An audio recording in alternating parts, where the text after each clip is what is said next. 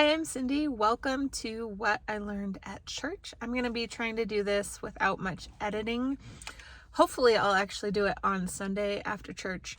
But if I'm going to do this channel, I have to get used to not like hacking up everything that I say, and I can't edit like that all the time. So yesterday was April 14th, 2024, and it was Fast and Testimony meeting after General Conference. And our second counselor got up and bore first testimony, and he was talking about the temple of his ancestors and how much it meant to him to have the Manti temple dedicated. And that made me start thinking about the temple of my ancestors. And the first one I thought of was the Jordan River Temple. My parents were newlyweds and had just bought a home when the Jordan River Temple was going to be constructed. And they spent about 2 years saving up to get an air conditioning for their home. And when they called for the donations for the Jordan River, they gave all of their air conditioning money, and they sacrificed, and they gave that money for the Jordan River Temple. If you went into the Jordan River Temple before it was dedicated or remodeled, you would see like kind of office tiles. And I used to go into that temple and I'd be like, this is a weird temple. It is not that fancy. And that's like kind of talking about that is when my mom told me, like, yeah, we built that temple. And then the funny thing, after I thought that they'd called donations for another temple, but they actually were going to build a church in their area, and they'd saved again for an air conditioning for a whole year, and then they gave that fund again to the church to build their chapel. And so it was about they didn't get an air conditioning in my childhood home till I was like 2 years old, so they had to wait a really long time, and they sacrificed for that. So we're getting a temple in West Jordan, and I want to make that the temple of my ancestors. And I did get up and bear testimony of this because I was taking notes. And so I have so many thoughts in sacrament, and I'm always raising my hand, or not in sacrament, but at church and in relief study. And I can never share as much as I want to share, simply because like other people have to talk too. So I want to, not be a Hermione who takes up all of the time and always answers, but like answer when I have something well formed.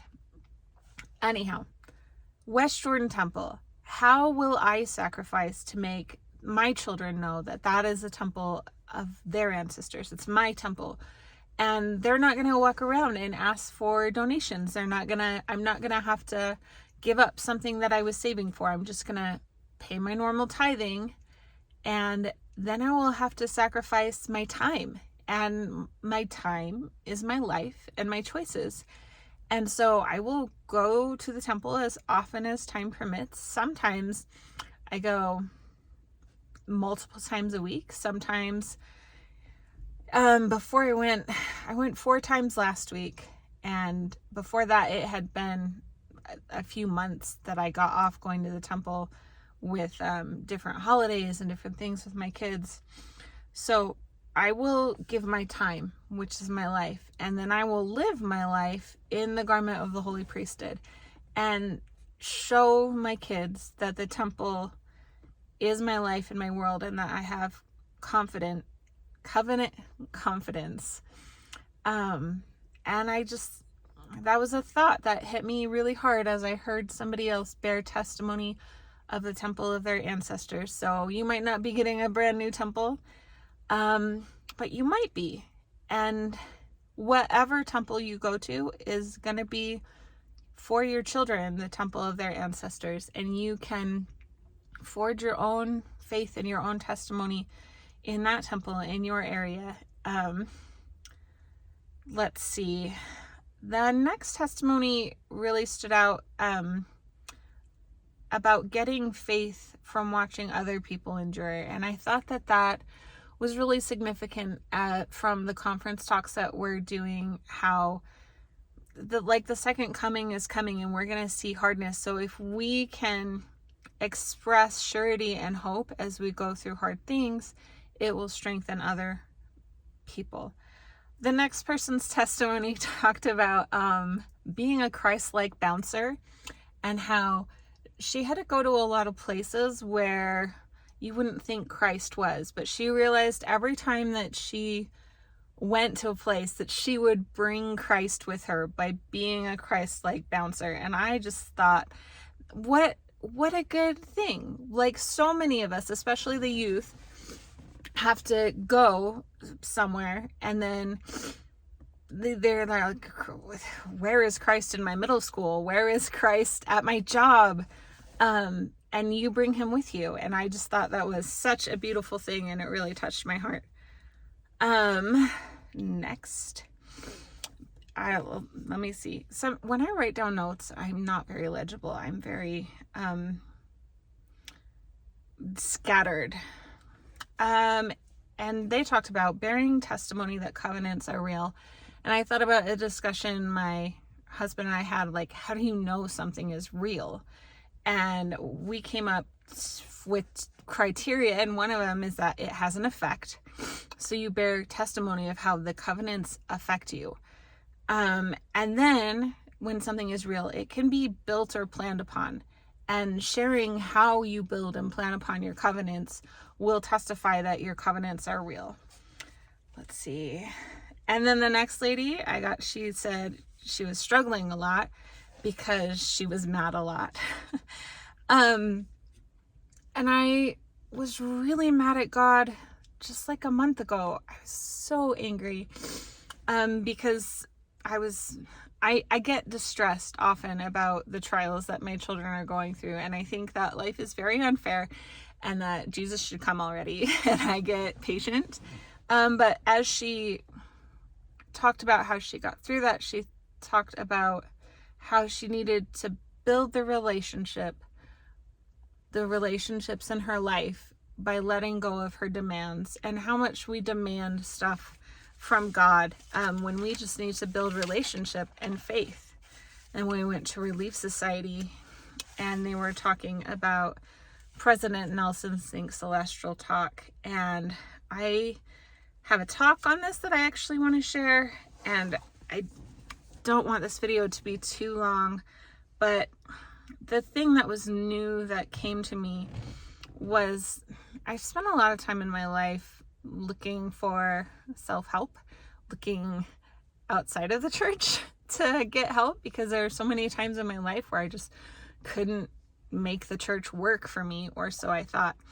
And as an ADHD person, meditation was always in that list of things you should learn to do to find peace and find rest and find comfort. And I was comparing that, and I'm like, the only time I have ever made meditation work for me also is when I was thinking celestial. Focusing on nothing has never been a calm space for me, but focusing on my celestial self, my higher self, even when I felt like I couldn't make the church work because I was too mentally the peace and the comfort that came from having the gospel be my higher self, having God replace my ego, all of those things. Because when you meditate, you know you're supposed to get off and then come back to center, and you drift away with your thoughts and you come back to center. And in that moment, I was like, isn't that exactly what repentance is? Isn't anything that works with Eastern philosophy really setting aside pride, being grateful, and repenting? And all of that can bring peace for a moment, but isn't the peace that isn't nothing, like the peace of just being alone, which as a mom, it is a type of peace, but that peace compared to the peace of sitting alone in the celestial room, there is no comparison. And I wouldn't have known that when I was younger and struggling, because every time I went to the temple, I was selfish. That was the very first video I posted. It was about that. And knowing now how much, if there is any other truth in this world that has brought me help in living the way that I want to live, it has all come around thinking celestial and lining those techniques and those views and that other life help up with thinking celestial. And I'm just so grateful for that. I'm so grateful for the gospel. I'm so grateful that I did this whole talk in not that long time. So hopefully I will put this up, and I will be doing a video every week about what I learned in church. And I would love to engage with you in the comments about what you learned in church. And if you ever wanted to do a Zoom or make a video and I could share it, I would just love to talk about with other people what I learned in church and what you learned in church. Thank you for watching. We'll see you next week.